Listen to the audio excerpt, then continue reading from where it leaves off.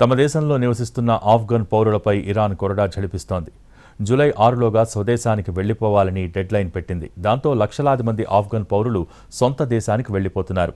ఈ ఏడాదిలో ఇప్పటివరకు 6,91,000 మంది వెనక్కి వెళ్లినట్టు అంతర్జాతీయ వలసల సంస్థ తెలిపింది. జూన్ నెలలోనే 2 లక్షల మందికి పైగా ఇరాన్ వదిలి వెళ్లిపోయారు.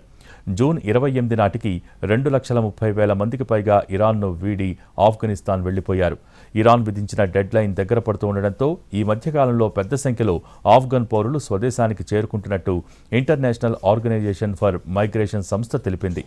జూన్ 21-28 మధ్యకాలంలో 1,31,000 మంది తరలి వెళ్లారు.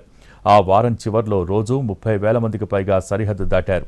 రానున్న రోజుల్లో ఈ సంఖ్య మరింత పెరుగుతుందని భావిస్తున్నారు. పాకిస్తాన్ కూడా తమ దేశంలో ఉంటున్న ఆఫ్ఘన్ పౌరుల్ని స్వదేశానికి సాగనంపుతోంది.